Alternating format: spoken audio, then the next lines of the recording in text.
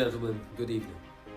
It is my pleasure to speak to you all, young and older, who are standing for necessary change and seeking sustainable impact in your local communities, on behalf of those the good book calls the least of these.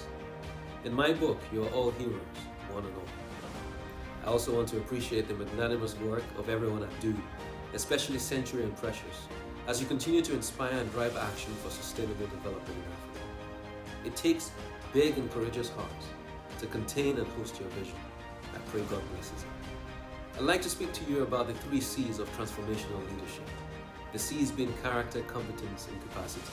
To do this topic justice, we'll need to unpack what transformational leadership is, why it is important, and how it is developed, and who can claim to be such a leader. So what is it? To answer that, we'll need to borrow from an authority on such matters. Stephen Covey, author of 7 Habits of Highly Successful People.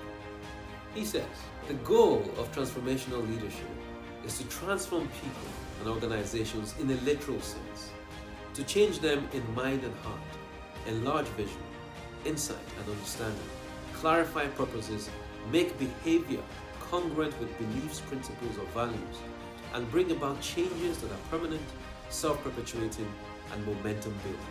Essentially, it amounts to 4 things. Idealized influence, personally modeling the values one wants to see. Inspirational motivation, articulating an appealing vision that inspires and motivates others. Individualized consideration, taking time to address people's needs individually. Intellectual stimulation, encouraging innovation, creativity, and critical thinking to solve problems. Get these right, and you have yourself a transformational leader. So how can this style of leadership be deployed? As battlefields are to wars, so culture is to transformation. My favorite definition of culture says it is shared patterns of behavior that are learned and are based on shared values and beliefs that eventually become the way we do things. It is therefore on the terrain of culture that the battle for transformation, or as Covey puts it, the battle for mind and heart, is fought. Whether in a family, an organization, or in government, people are the common denominator, and to inspire them to follow him or her is the ultimate test of a transformational leader. As I analyzed this much-needed leadership style, it distilled into a non-exhaustive list of attributes, skills, and behaviors. Who is a transformational leader, you might ask? Quite simply, you shall know them by their traits.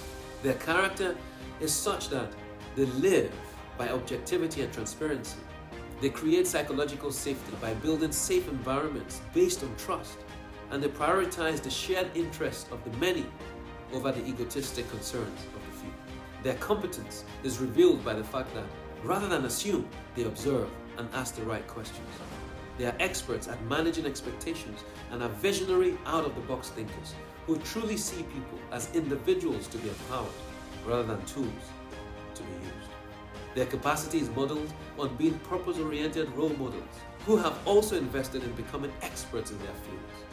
Ultimately, transformational leaders often share and have lived the experiences of their followers, forming the basis for shared values, which takes us back to my earlier definition of culture. Let's now address why we need these leaders. It is said that the only constant in life is change.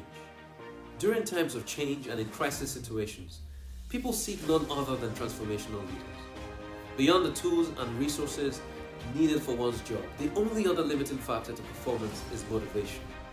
Relatively younger generations, such as the millennials, they want to be inspired toward a purpose, not merely paying for a job. So if you think of Africa today, crisis may well be an apt word to describe our leadership situation, clearly highlighting the short supply of and the high demand for the transformational variant. Now imagine an Africa that works. What would it feel like? Close your eyes. Does it make you proud? Now return to the present reality. Guess what?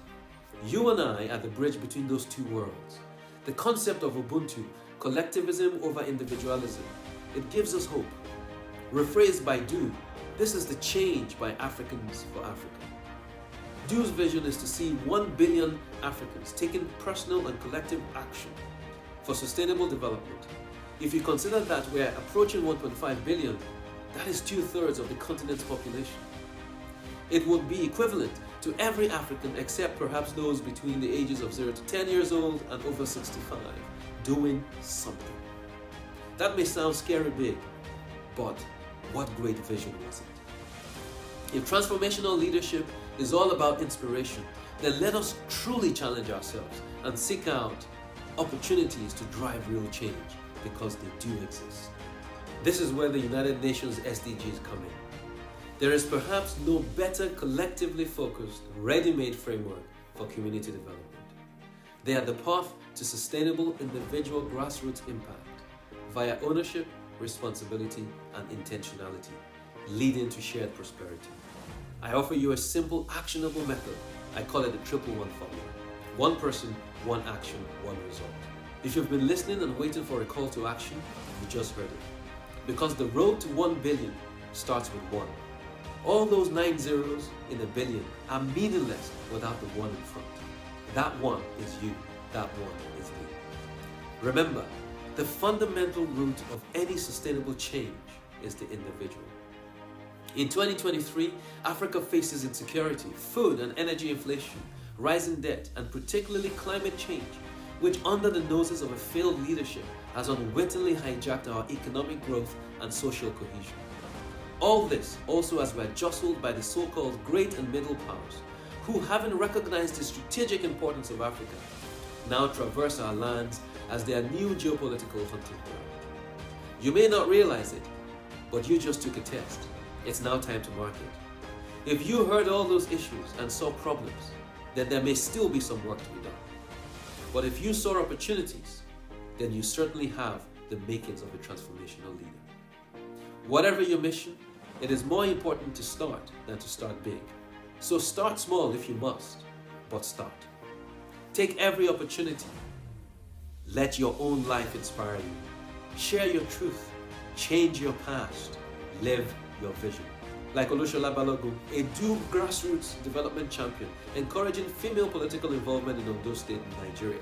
It is your time to inspire, empower, and amplify as we all get cruising on the road to 1 billion. My name is Ayobami Olunloyo. Thank you very much for listening, and may God bless you.